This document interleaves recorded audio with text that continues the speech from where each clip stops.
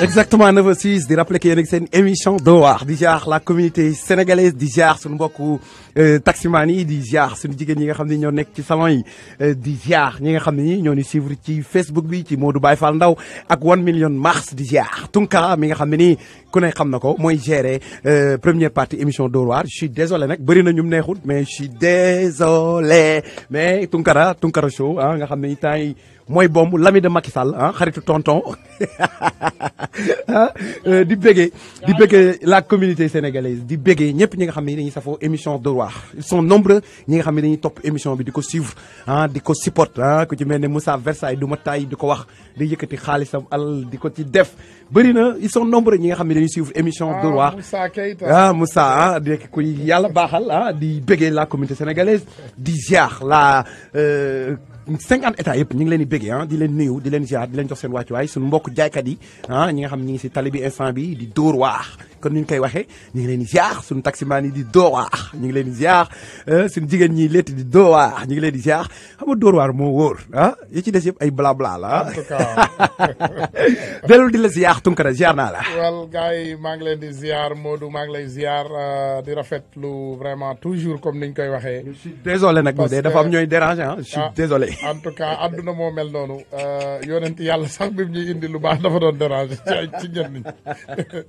donc dafay am rek dafay am ci société parce que comme niñ koy waxee sam pap dafa daan ne mu ne booy def dara te déranger wul kenn rek peut-être li ngay def moo safewul amul njëriñ donc c'est vraiment comme niñ ko mën a waxee rek on est désolé mais dafa am ay responsabilités yoo xam ne dañ ko am tey nag ñu bëggoon ñëw rek concentrer responsabilité yooyu ci li nga xam ne moom mooy bàyyu mbir mi mooy 1 million marche li nga xam ne di yëngu-yëngu yi ngeen di dëkk ci dëkk bi yëpp moo ko yëngal 1 million marche daal moo tere nelaw gaa yi moo tere taxaw gaa yi moo tere lekk gaa yi moo tere toog gaa yi donc gars yi dañu xam ne que y a quelque chose qui se réalise dans la vie bi mu réaliser Amérique changé na ko bi mu réaliser waatee Amérique changé waat na ko donc mi ngi waaj a réaliser wu Sénégal donc doomu sénégalais yaa ngi jóg te niñ ko waxee ñun xam nañ ne mbir mi ci terrain bi la donc incha allah on appelle tout le monde et on invite tout le monde sur le terrain donc tuutaluñu kenn nag ngeen jéggal ñu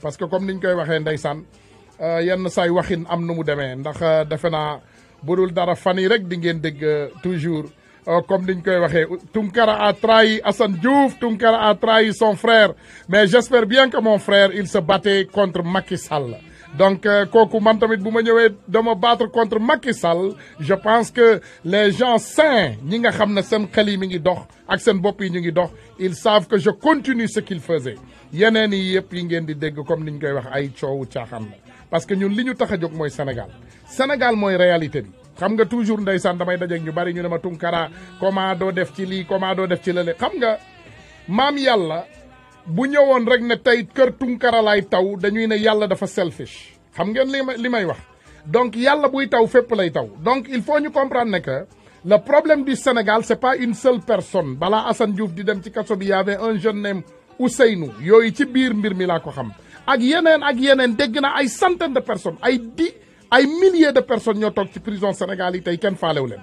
loolu laa bëgg a def sama priorité man Tunkara man personnellement li may def sama priorité mooy injustice bi nga xam ne moom mooy dox ci dëkk bi parrainage bii nga xam ne jaarewuñ ko yoon politiciens yi nga xam ne tey maanaam Sénégal gis ngeen li may wax par exemple bu neexee dañuy ñëw langaamu sa ginnaaw wop waa ji la bu tàngee rek ku nekk wuti boppam xam nga mbir mi mënul demee noonu c'est la réalité de notre vie parce que àdduna mënul neex di dem rek mënul neex di dem il faut muy neex di naqari il faut muy jafe di yomb mais sénégalais ñun dañoo bëgg lu yomb comme niñ koy waxee dañu bëgg a toog suñu kër yi ñu délivrer ñu suñu ay lekk ñu jox ñu suñu ay ndox bañ nañ ko ba ndeysaan naka lañ ko tuddee ñu defal ko tur ñu tuddee ko sax mbaraan tuddee ko góor day mbaraan jigéen day mbaraan gaa yëpp ñaari yëpp ay mbaraan donc yooyu ak yeneen problème yu ñu am aussi polygamie dafa mel ni feebar ci famille si ñun si suñu famille ndeysaan ñun ñëpp ay doomu wujj lañu dañoo màgg ci ay famille polygamiste donc ñoom yaakaar nañ ne même xaritoo wujje la c'est pas ça la réalité de la vie doomu aadama mën na laa bëgg te yàlla tax loolu dara nekku ci doomu aadama mën na laa xool ràññee la bëgg la te yàlla tax loolu mooy réalité man ku ma ne dama laa bëgg fayoo ma pour ma bëgg la donc bu ma la bëggee rek yàlla moo tax c'est ça la réalité am na ci nag ñu bari ndeysaan ñoo xam ne dañ ñoo bëgg te yàlla tax ñun xam nañu loolu combat bi nag niñ koy manee c'est différent ñun ñëpp ku nekk yaa ngi def de ta manière comme ni ma leen wax rek moi je ne suis pas dans des situations où damay critiquer kii wala damay wax kële lu ñaaw wala damay xeex contre kii wala damay bañ kële loolu man c'est pas ma réalité man sama réalité mooy ma bëgg ñëpp tollale ñëpp laa yemale loolu ku ma ci bañ loolu sa problème la ku ma ci bëgg it loolu yaa xam c'est ça la réalité ñun dañoo bëgg Sénégal ñun Sénégal moo ñu intéressé Sénégal ak lépp li ci biiram moo ñu intéressé li ñu bëgg mooy doomu sénégalais yi génn jàmmarloo ak ki fa nekk muy Jimbori maanaam dañ ko jox réew mi mu bëgg a soppi mbir yi xam nga maanaam dañu amoon par exemple disons ma ne naka laa ko mën a waxee mu leer dañu amoon bëre lamb maanaam ngeen jéggal ma xaaral ma wax ko saraxole balaa ñu koy jël di ko interprété waat fanke ña ñoo kaara fanke déglu leen ma de parce que bu ma ko waxee ci wolof bu jubul gars yi dañ koy jël lëbëj affaire yi donc léegi nañ ko jël rek wax ko ci saraxole comme ça léegi ngeen dem wuti ay livre saraxole ku bëgg interprétation voilà léegi li leer ba leer mooy fanke nga nay ñaana debe nga fanke awa allanta programme nu nguttu angi changé ne voilà léegi boobu sànni naa ci français donc ngeen jëlaale boobu li ma bëgg a wax mooy bëre bu amee ci ab réew dañuy jël ay loi yu wóor ñu teg ko ci kaw tali bi dañuy ne lii mooy ruulu bëre bi maanaam lii mooy li nga xam ne moo ci la ñuy bëre combat bi nii lay jaaree arbitre taxaw ne kii day jàpp fii kale day jàpp fii kale day jàpp fii nii lay demee mais léegi yow manoo boo ñëwee buñ la daanalee ci bëre boo daanalee mbërmale ñu indi la ci bëre bi ñeneen ñëw war a ñëw bëre ak yow boo leen ragalee rek nga ne déedéet damay indi loi bu bees bëre bi doonatul ay jàkkaarloo déedéet xam nga looy def yow da nga may won ginnaaw man ma lay dóor loolooy bëre bi xam nga loolu ay yëfu dóor la loolu les sénégalais le savent xam nga nous on a des réalités chez nous nee nañ leen toujours try to focus on the message sa doomu ndey buy génn bu dee 1 million marche bu dee 2 million marche bu dee 10 million marche génnal nga marché ak ñoom xam nga li tax nit ñi di marché du pour rek ñu toog foofu di wax lu dul naka si noonu wala di def lu dul naka si noonu déedéet marche dafa am li mu signifier day déranger ki nga xam ne moo nekk ci bopp réew parce que réew saa bu ay millions de personnes dajaloo di marché adduna bi yëpp dañ koy gis dañ koy tas ci télé adduna bi yëpp donc yeneen réew yi nga xam ne ñoom lay jëflanteel ñooñu dañ koy woone ko diw delloo si waatal sa xel parce que bu dee nii la sa réew war a doxee du ñu def ak yow dara boo leen déggee tey ndeysaan Rwanda dama koy déglu tey ma am gàcce Rwanda ni mu gêné may déglu ñu naan c'est parmi Kigali Paul Kagame Kigali dëkku capitale Rwanda ci dëkk yu gën a set ci àdduna bi la bokk c'est parmi les villes les plus propres du monde maanaam ñu dem ba koy tekkaleeg New York City mais ñooñu imagine leen ñooñu ay africain lañu comme ñun xam nga mën ngeen jël mbir mi di ko teg tubaab yi waaw France la waaw Mali la waaw non Éthiopie la waaw Italie la déedéet bàyyi leen mbir moomu on est des africains ni ngeen di balee seen kër yi muy set ni ngeen di xeexalee seen frères ak seen sœurs yi seen biir kër yi génn leen ngeen xeexal ko Sénégal génn leen ngeen nettoyer ko seen dëkk bi foo nettoyer mu set bu ma nee nettoyer nag commencé leen ko ci jikko yi parce que daan nañ ma wax man mii toog fii daan nañ ma wax damay ànd ak ay nit ñu may moytuloo naan ma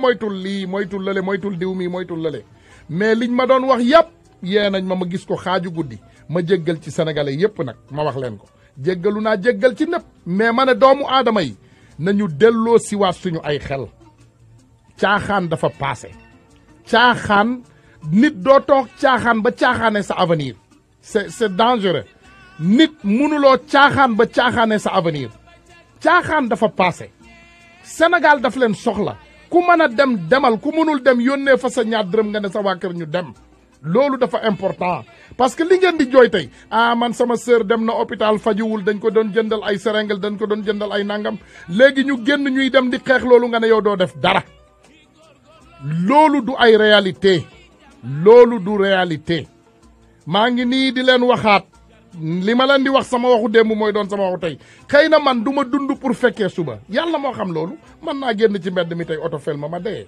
that's possible xëy na Tunkara du dund pour waxaat leen lii suba ndax gis ngeen yi may vécure nii yëpp gis ngeen doomu aadama yi yëpp xam nga tey man mënoon naa ne sénégalais ils sont maanaam du ñu gis comme par exemple du ñu gërëm ñamu daaw defe naa waxu wolof bi loolu la ñuy wax du ñu gërëm ñamu daaw mais I didn't say that I didn't worry parce que dama xam ne doomu aadama bu nekk ci àdduna bi you have to live through challenges ay challenge yu bizarre am na ay doomu aadama yoo xam ne tey amuñu lu ñu reeree donc man naa ne alhamdulilahi rabbil alamin am na ay doomu aadama yoo xam ne tey mënuñoo génn seen kër tey dem faju ji suba loolu tamit man naa dellu siwaat ma ne alhamdulilahi rabbil alamin am na doomu aadama yoo xam ne sax am nañu lépp am nañu alal am nañu lépp waaye mënuñoo jóg seen kaw lal yi génn ci biti donc loolu tamit naa ci dellu siwaat ne alhamdulilahi rabbil alamin yàlla may na ma wér yàlla may na ma lu ma lekk yàlla may na ma xëy donc naa ko sante yàlla te di ñaan doomu sénégalais yi ne leen gënuma ci kenn ci yéen gënuma kenn comme ni ma leen waxee rek yenn saay nga déraper ci ay wax sax par exemple nit misconstrued your conversation mooy nit jël sa wax def ko ni mu ko neex xam nga tey mi ngi mel ni rek comme ni ma koy waxee yéen ñëpp xam ngeen li may wax c'est important doomu aadama yi ñu delloo si waat suñu ay xel caaxaankat du ñëw di continuer ay caaxaan di wax ay waxu dof di jël alalam di ko dugal ci xeex di ci xeex te xalaatu ci benn résultat loolu comprendre leen ko ma leeralaatal leen ko xam nga boo koy wax duñ ko gëm da nga koy wax doomu sénégalais yi duñ ko gëm te man xam naa ne doo leen baale bind leen ko ci seeni agenda gis nga président su Sénégal buñ ko doon maye ci ay pañe or ne waa ji Ousmane Tounkara rek lañ ci yàkkal billahi wallahi tallahi araamal naa ko man sénégalais yi ma xam man xalaatuma leen jiitu ci benn côté ci benn fànn li ma leen xalaata defal mooy xeex góorgóorlu dimbali leen def ay liggéeyu social def ay liggéeyu maanaam di génn ci tali bi di def lépp loo xam ne war na pour Sénégal ñi ko war a jiitu ko ñi am xol boobu ñu jiitu ko man I don't need that that's not where I'm going I have children and they need me I have families and they need me te xam naa ne sénégalais bu bëggee jóg ci yow 10 jours wallahi al azim maa ngi wax lii te di ko regretter xaw ma Macky Sall lu muy dund and I care less parce que moom moo tooñ but I understand I don't sympathize mais comprendre naa ndax li ñuy wax la ñu ne lu la dalul mënoo koo tontu but I understand I guarantee you ba delloo si leen seen xel dafa am ay réalité yu nekk suñu dëkk opposition bu mënta daje benn groupe fukki nit mënoo leen dajale ñu toog waxtaan wax lu normal ku nekk mi ngi jéem a rey moromam mais yéen naka ngeen bëggee dem loolu mënta nekk il faut ngeen bàyyi pneu yi ngeen di crever loolu amul sens imaginel ñu nekk ci xeex di ci daan suñu doole di ci def lu ñu man di ci def suñu alal ak suñu xam-xam ak suñu man-man ñenn nit ñi yàq rek moo leen di tax a jóg yooyu baaxul gaare wàllewu ma kenn waxuma kenn lu bon parce que man lu ma am pour wax ko nit I will tell them we have to be loyal to each other il faut ñu loyal entre nous il faut ñu loyal soxor yow lay gën a sonal ko keneen seetlu leen nit ñi soxor ci àdduna bi yëpp dañuy dee misérablement soxor baaxul ci doomu aadama day sonalaate li important mooy doomu sénégalais yi ñun ñëpp ñu jóg ñu joxante loxo ñun ñëpp ñu takku ñu xeex lii nga xam ne moom mooy véritablement li sonal Sénégal te li sonal Sénégal lenn rek la yéen tamit jëmboori la tudd c'est ça la réalité Macky Sall mooy problème mu Sénégal je ne parle pas de Macky Sall la personne mais Macky Sall le président parce que nag wax dëgg yàlla ginnaaw dee lii jot na wax nañ leen ko ku xamul ku déggul 1 million marche léegi gis nga ko ndax léegi ñu ngi def ay caravane di dugg ci gox yi ñu ngi joxe flyers yi ñu ngi ciy woo doomu aadama yi ñu ngi ciy conscientiser doomu sénégalais yi concentré wu leen ci prix bi focus on the price comme li ma leen di wax kii benn nit la he is only one person man bu ma deewoon tey du wàññi Sénégal tous bu ma dundoon tamit du leen wàññi dara benn la out of 15 million yoruma benn position Sénégal awma benn effet ci société sénégalaise li ma ci man rek mooy gis lu ma naqari ci sama réew ma xeex ko te loolu mooy réalité ma ne la nee nañu doo xam wéetaayu àddina ba jafe-jafe ñëw ci ngay xam wéetaayu àddina te li ma gëm man dara mënu ma cee jële loolu réalité la gëm leen ko man ñi ma xam dinañ la ne waa ji lu ne daj na ko ci àddinaam lu ne dund naa ko man ci sama àddina boo ma yóbbu woon Vietnam ñëw sax du ko raw li ma dund moo gën a yées guerru Vietnam man gëwuma ay dellu ginnaaw I don't believe in that what I believe man li ma gëm mooy nga jàmbaarloo ak li nga xam ne daf la sonal man loolu laa gëm mais doo ko daw mi ngi mel ni tey nga dem ci àll amul benn taatu garab sa wet nga gis gaynde bi ñëw di jàkkaarloog yow nga ne da ngay daw ba ko déedéet jàkkaarloo ak moom parce que fit rek mooy dem man fit laay doxee you guys don't understand I have a heart of a million lions amul lu may tiit ci àdduna bi boo ma ne woon yow yaa moom nit bu jóge woon ci àdduna bi tey ne ma tali bii dama koy tëj ku fi romb ma rey la man fa laay jaar I don't care about that yàlla moom àddunaam bii moom mooy taw bu ko neexee mu sebet bu ko neexee mu génne naaj bi bu ko neexee mu nëbbu ñu jant bi loolu keneen mënu ci dara réalité bi mooy nañ leen génn en tant que sénégalais ngeen jéggal ma ça c'est pas ma personne dégluwaat leen ma bu baax fàtte leen waa ji oubliez celui-ci ngeen génn ñu jàmmaarloo ak li nga xam ne moom moo metti suñu réew li fa metti bari na suñu réew li fa naqari bari na suñu réew li fa doxul bari na dinaa ubbi ligne bi nag parce que bëgguma selfish ligne bi numéro téléphone bi mi ngi nekk 212 219 9695 212 219 9695 encore une fois numéro bi mi ngi nekk 212 219 9695 donc ku bëgg a woote vraiment ñu ngi lay ubbil yoon bi voilà. donc di xaarandi mbokku auditeurs yi exactement 9h23 di rappeler que yéen a ngi seen émission Dóor waar ñu ànd ceeg première partie bi ak Tunkara Show tey buñ ko déggee dinañ xam ni xol bi moo wax defe naa nekk ci combat patriotique boo xam ne nii mi ngi koy def depuis certain temps mu sonn ci lool donc li ñuy def rek mooy jël mbokku auditeurs yi loolu defe naa mooy wane démocratie ku ci nekk rek nga dugg décliner sa tour wax fi ngay wootee joxe sa xalaat n'est-ce pas Tunkara. loolu la ñuy woote loolu rek la ñu bëgg. Moustapha ñu ngi lay delloo ziar naka nga def. maa ngi sant di rafetlu émission bi damay wax ne rek ne gis nga président Ablaye Wade bi ñu ko fiy jëlee. waaw. yàq gu metti ak corruption mu metti moo taxoon ñu jëlee ko fi. ba am yaakaar ne kii bu ñëwee aussi dinañ jàppale. dëgg la parce que kuy wax ne président mënu fa dindi corruption ak guerre ak népotisme da ngay wax lu la neex. yow sa bopp dëgg la. parce que décision yi ci kaw lay jóge. c'est ça la réalité bu fekkoon ne nii tey. ministre bu def corruption wala ministre bu jalgate président wàcce na la ñu investiguer la tëj la. bu baax kooku waxuma la ministre dootu ko def waaye maire bi gën a tuuti sax du ko xalaat ba di ko def. dëgg la donc corruption bi guerre gi ak népotisme bi nga xam ne moom la ñuy bañ ci réew ma président de la république Macky Sall moom moo ko jiite. dëgg la merci. moom moo ko jiite bu fekkoon ne si nii dafa ñëw jubal. dëgg rek nga bu boobaa keneen ku dëng ku ne dana la mën a jubbanti. mais bu fekkee yow njiit bi da ngaa dëng. doo xalaat a jubbanti keneen bu fekkee sa lépp da nga koo weer ci politique da nga koo weer ci politique. dëgg la. moom moo ko bañ ba ne. dëgg la. ci élection la passé moo ko bañ ba ne. képp ku demul politique yi ba ma gañe bu soobee yàlla da nga wàcc. dañ a gañewul seen commune ñëpp daf leen a dàq après. n'est-ce pas. dëgg la. donc kooku mbiram yëpp ci politique la ko wéeru ko ci bëgg réew mi. loolu rek mooy dëgg jërëjëf. mais di la xamal ne aussi li ñuy wax guerre ak corruption. na ma mbokk moom mu jéggal wax. mais kooku ca bopp ba ca kaw lay jóge wàcc ba ci suuf. dëgg la bu fekkonte ne ku ko def lum tuuti ñu tëj la ci kaso bi. dëgg la keneen du ko xalaat a def. loolu mooy dëgg jërëjëf sëñ bi. sa décision yooyu fan lay jóge ci administration bi lay jóge di jóge ci keneen di jóge ci population bi. loolu mooy dëgg bu ñuy wut njiit lu jub. dañu bëgg ku ñuy jubbanti parce que am réew ñëpp mënta ànd jub. dañ xool ci réew mii ni ñuy doxale. dëgg la.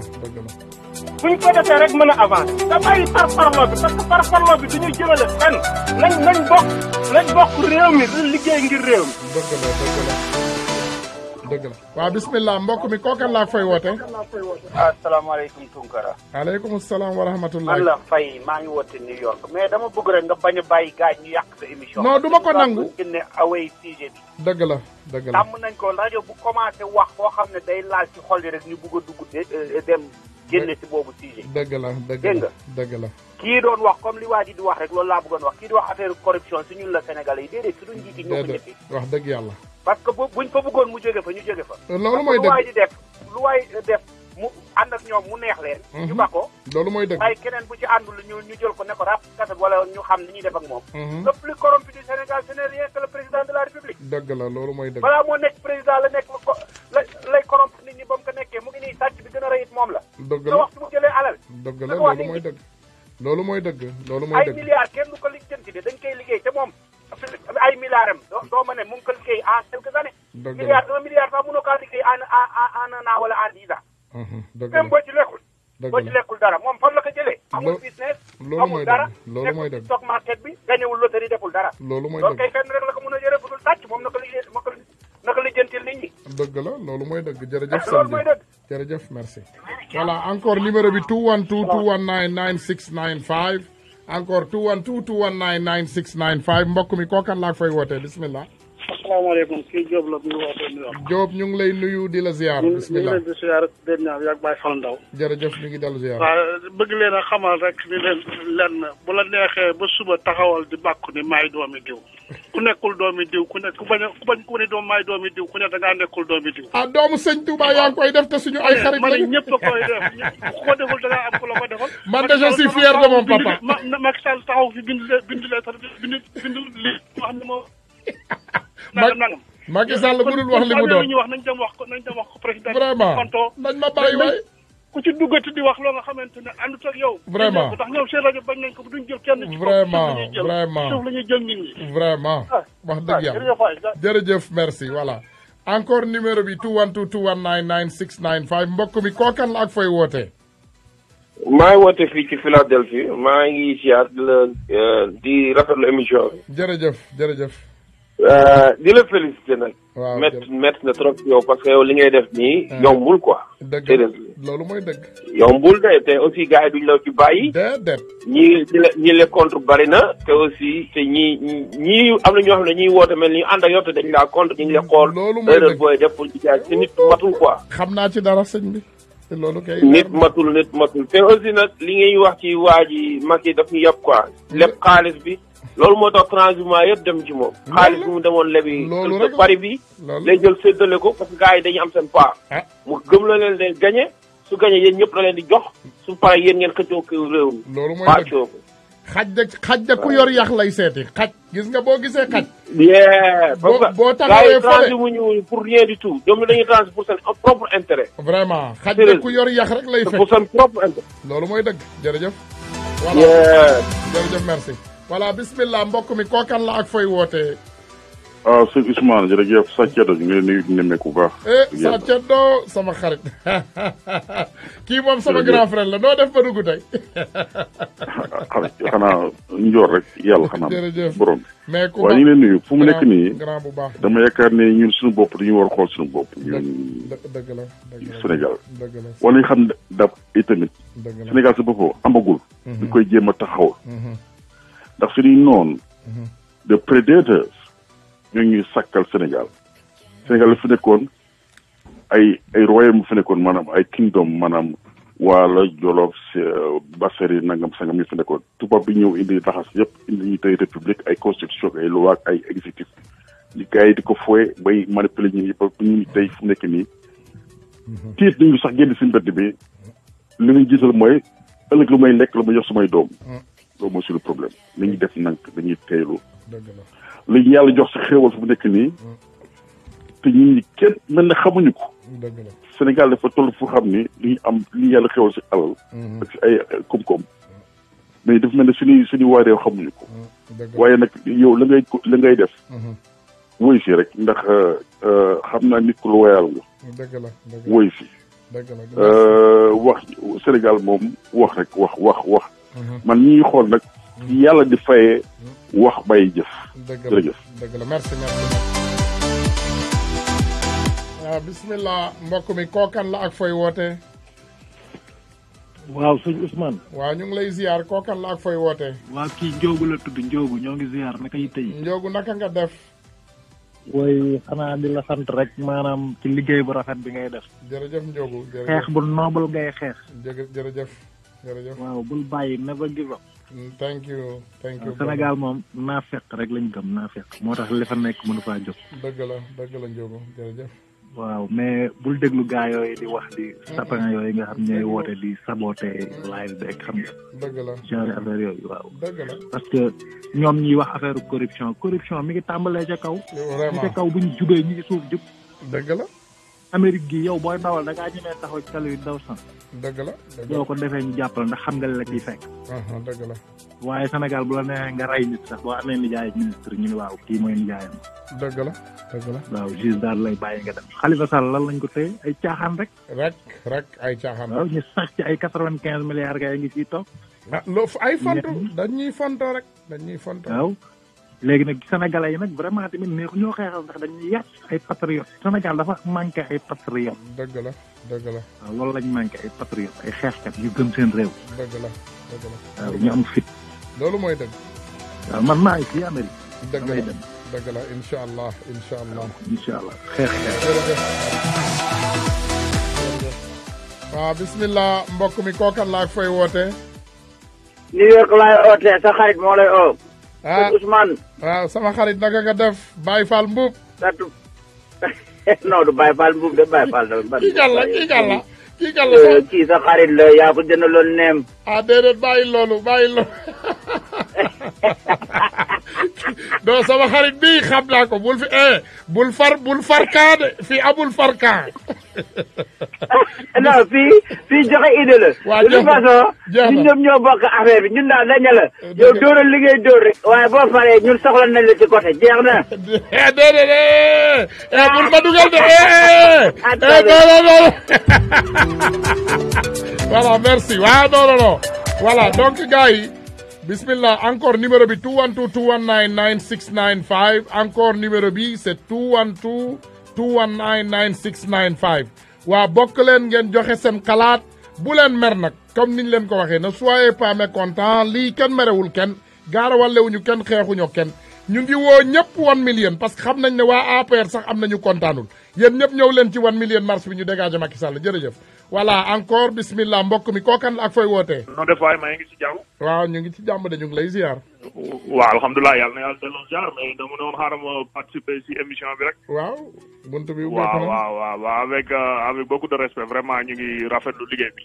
waaw merci. di xool coono yi nga ci daj yëpp. et puis di la remercier bu baax a baax. yàlla baax na jërëjëf. waaw vraiment combat bi métti na. waaw métti na di nga ci dégg lu nekk mais di courage quoi parce que Sénégal jarul lépp lool. jërëjëf merci. Sénégal moom kenn du dem te duñu nangu kenn ku dem quoi. dëgg la.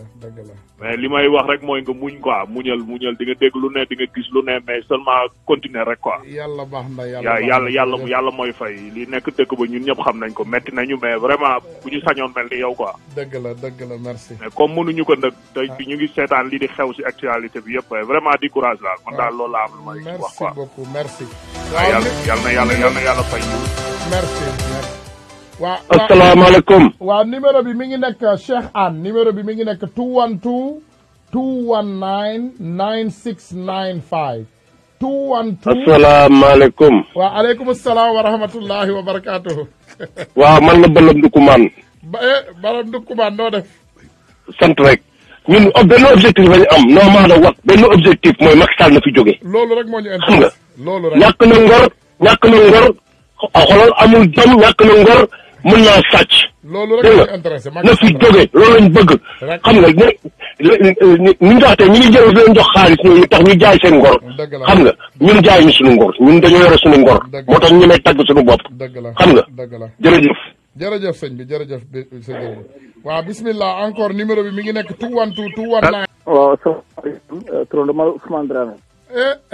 macha allah kii de moo ma dugal kii mooy réveil des consciences kii mooy digal rakkam di ma teg ci yoon lu ma wax lu dul yoon nag man maa ko tànnal sama bopp waaye yu baax yi may wax moom wax dëgg yàlla lu ci bari sama frère bi moo ma koy digal bismillah frère. li may wax daal mooy di fàttali nit ñi ne le 29. waaw le 29 bi waaw. le 29 ku mënta dem itam te amuy mbokk Sénégal man ngi leen yabal ñu dem. le 29 dafa nekk jour bu sacré. dëgg la le 29 dafa nekk bis boo xam ne ci lañu war a jàkkaarloog Macky Sall woon ko ne waa diaspora bi jóg nañu. dëgg la non seulement pour jël république bi. mais jóg nañ pour defar Sénégal. loolu mooy dëgg. le 29 ku mënta dem Sénégal te xam ku mën a dem na la demal. dëgg la Sénégal dafa toll situation boo xam ne. soo gëstuwul doo ko xam. boo nekk sa liggéey képp doo ko xam.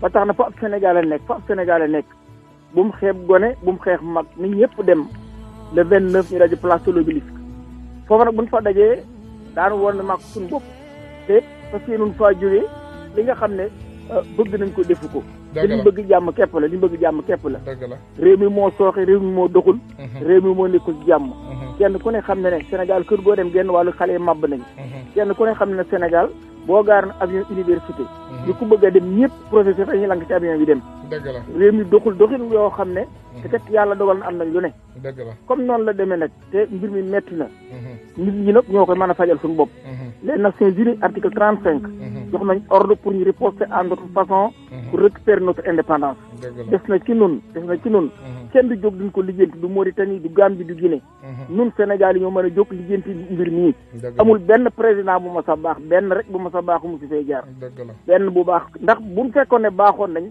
Sénégal du bokk ci 25 pays yi gën a pauvre ëppi bor gën a torox ci àdduna depuis indépendance ba léegi ni génn ñu ko tey ñu ngi ci 24 yi 24e position kon nga xam ne fu ab Sénégalais nekk rek war ngaa jóg naqarlu ko war ngaa jóg jàpp ci war ngaa jóg xeex ko ndax lii daanaka mu giyaarayam kon man la Ousmane Dramé di soñ yëpp le 29 à la place de l'Obélisque à 9h ku mënta demit yableel ku mënta demit na nga yable kon asalaamaaleykum wa rahmatulahi taala wa barakaatu jërëjëf bismillah waaw bismillah mbokk mi kookan la ak fooy wootee bismillah asalaamaaleykum aleykum salaam wa rahmatullahi wa barakaatuhu man kii woote woon di xaste laa bëgg a wax garaawul baal yow say maam buur lañu yow sa bopp buur ga bu la neexee tëgg sa bopp bu la neexee yuux sa bopp yaay Tunkara yaa tey waxal lu la neex yow yaay Tunkara bu la neexee wax lu la neex yaay Chéri Awa jërëjëf bismillah waaw boobu neex na de boobu neex na waaw 212 bu neex noonu Chéri Awa bi wala Chéri Awa bee ci gën a neex Ousmane Zawa tey ma encouragé di wax ni yow patriote nga jërëjëf merci ñun li ñu intéressé c'est pas Ousmane Tounkara li ñu intéressé mooy jërëjëf 1 million match ku nekk gis nga sa bopp xam nga ni lu baax la ci Sénégal loolu mooy réalité dëgg la donc am na yenn wax yoo xamante ni foofu même pas bul ci sax tontu bul ci wax dara dëgg la waaw yow Sénégalais sont derrière toi xam nañ la ku bëgg sa réew nga dëgg la tey li la may chance rek mooy li nga nekk ci dëkk bi nga régulier boo régulier wuloon ba tey fu nekk nii déport nañ la Sénégal dëgg la parce que gis nañ ko fii temps yi Ablaye Wade ba pare mi ngi amaat fu mu nekk nii ñu ngi boole nit ñi immigration mais loolu la moo ko fi jar di boole ay ñu juleen ci déport la moo ko fi jar en tant que Sénégalais boo xam ni politique rek la dëgg la de tey li la may chance mooy li nga légal Ousmane boo légalul woon yaa ngi Dakar loolu mooy dëgg boole nañ la bu yàgg quoi dëgg la mais Sénégalais nañu bi seen bopp ñu bàyyi soxor bi dëgg la loolu mooy dëgg nga xam ne lépp suñu biir la ah loolu mooy dëgg yow sacrifié nga sa life yaa ngi am njaboot am ay doom lépp nga bàyyi ko uniquement pour le Sénégal vraiment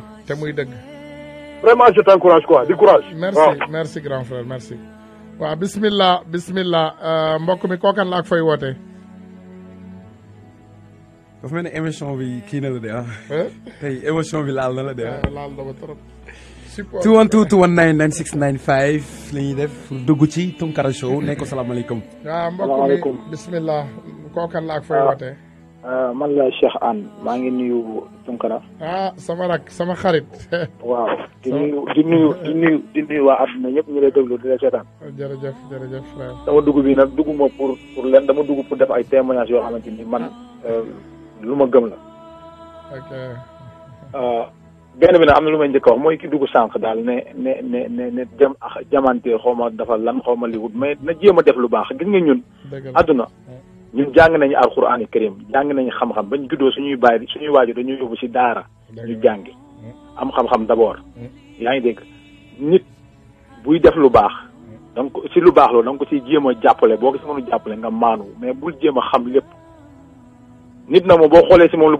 bon da ngay gis beneen bi aussi li ma bëgg a wax mooy damay seede ne man tey su ma deewee sama bàmmeel Tounkara du fa ñëw maa ngi yàlla ñoo fay nekk Tounkara man man xamante wuñu bu baax bañ xamante ba léegi su lu baax laa ko xam moo ma woo man ne ci dëkk bi di dem di seeti prisonniers yi ñu tëj ci biir Amérique ñoo xam ne dañ faa nekk soxla ndimbal Tounkara keroog bu mu yëgee loolu moo ma woo ma ñëw mu dugal ma otoom mu laaj ma un nombre xam nañ ñi nga xam ne ñu leen tëj ci kaso yi ñu ne ci biir dëkk bi naka ngay def pour yónnee leen xaalis wala jox leen xaalis Tounkara moo yëkkati alalam di leen yónnee xaalis ba tey su may wax ak yow nii su may wax ak yéen ñi nga xam ne yéen a ngi déglu di jël ay alalam di leen ko yónnee beneen bi aussi ay seede yu ma def Sénégal ay ndimbal yoo xamante ni sama loxo man la jaar mu woo ma téléphone dama damaa soxla ay car yu dem ci manifestation bu am tel lu tolloog 11 car ba 12 car yoo xam ne dama ko bëgg a maye pour ñu dem xeex maanaam dama bëgg a wax rek wane rek dëgg gi tax ak nga xam ne moo tax moom muy xeex yaa ngi dégg di ko def si lu baax di ko def si dooleem léegi nag tey jii nii nit ñi wëlbatiku ñoo xamante ni amuñu xel xaw ma nu mu demee noonu di wëlbati beneen sens bëgg a yóbbu affaire yi lépp daal benn kuy xeex benn nit Tunkara xeexalul boppam Sénégal ñëpp lay xeexal day xeex pour Sénégal moom boppam Tunkara dafay xeex pour ñun ñi nga xam ne ñu ngi si bitim réew fii ñun ñëpp dañoo am ay business dañoo bëgg bu ñu amee suñuy conteneur ak suñuy oto suñuy lépp bu ñu ko tegee yóbbu ko Sénégal mu jaar si yoon tegu si yoon tey ñun loolu lañu bëgg loolu lañ ñëpp di xeex ñun ñëpp dañu see war a jàpp xeex tey jii nii kenn ku nekk xam nga ne sa Sénégal sax da ngay ñëw ab police wala ab gendarme day ñëw ku sa loxo jotul sa ginnaaw da ngay gis koo xam day ñëw ba si yow mbëkk la yor oto sax naan dama lay tëj wala ngay wax ne mu ne dama lay tëj loolu dafa war a jeex Tunkara yooyu lay xeex mais man mënu maa comprendre nit ku yor alalam xanaa Tunkara dofut dof goo xam ne wala Tunkara boog moom xaalis bi moom da koy for dañ ko koy may wala dañuy tubb di ko andil jël alalam di ko partager di ko yóbbu si jeel yi di dimbale doomu aadama yi Facebook bi mu nekk def live chaque jour bu paree ay nit di ko woo di ko demandé ay affaire man am naa si lu ma leer li may wax lu ma leer la lu ma xam la yaa ngi dégg Tunkara jarul ma wax lu dul dëgg defalul ma dara musuma koo ñaan dërëm nee na ma loo bëgg laaj ma ko ma defal ko ma ne ko man damaa bëgg li ma lay ñaan mooy lu may def ba aw si yoonu am mu tegu si yoon waaye du di la ñaan wala ma lay wëy wala ma lay tàgg nit ku baax nag da ngay jéem a roy si moom def lu baax lu muy def mais pas kantaa nga naan ko ay jamantir lewut yow doo jéem a li nga yor est ce que yaa ngi dimbali doomu aadama yi ne si dëkk bi chaque jour boo génnee New York lañ nekk wala yeneen dëkk yi chaque jour ku génn sa buntu kër gis fa benn sénégalais boo xam ne homeless la ne si mbedd mi nga war ko mën a dimbali génn ko situation yi manifestation yi ñuy woote fii nii di ko fi defee Tunkara mooy gaari otom jël ndox di ko jox nit ñi di ko naan man nit ñi buñ ma xamul am na ñu gis loolu teg seen bët am na ñeneen ñu gis lu baax waaye nag doomu aadama dafa war a gore bu doomu aadama nekkee sa moromu jullit nekkee si jafe-jafe yow mu mas laa defar lu baax man li ma gëm mooy da ngaa war a taxaw dénoncer lu baax li mu naan def mais bul taxaw di critiquer di taawil lu bon li nga xam dañ koy tuumaal te du dëgg te ku nekk xam na Ousmane Tunkara xale bu ndaw bu ko wooyee téléphone sax mu wuyu ko man toog naa otoom mu ne ma waa APR dañ may saaga di ma def lu nekk xam naa dañ leen fay rek waaye nag garaaw léegi moom li ko dugal si détail bi ko dal nii man xam naa ne moom da doon jéem a piéger ndaw si fat ndaw si tamit sax noonu la mel Tunkara mu deful dara muy dara te xeex bi mu nekk na si ndax Sénégal waaye munu ko Tunkara man xam naa ne yow xeex bi munoo ko Ousmane Dramé wax na loolu xeex bi yaa ngi si de mais xeex bi ñi koy def dëgg ñooy ay bandi yi dëgg ñoo mën a def xeex bi waaye ku gëm yàlla mënul def xeex bii nii parce que xeex bi ñi ngay xeex nii boo koy def lu ne dana la si fekk war ma xamoon naa ne lii nii yëpp dana këpp sa kaw waaye nag na nit ñi taxaw témoin wax lu baax li nga xam ne moom def na ko mu koy def te Sénégal rek tax mu di ko def loolu du complexe loolu jaamu yàlla la xam nga loolu laa am lu ma si sànni maa ngi jéggalu képp koo xamante ni dérangé na rek maa ngi jéggalu waaye li ne sama xol laa xam dama yeewu sama téléphone mel ni kuy di toj merci mbokk yi différent l'émotion est à son comble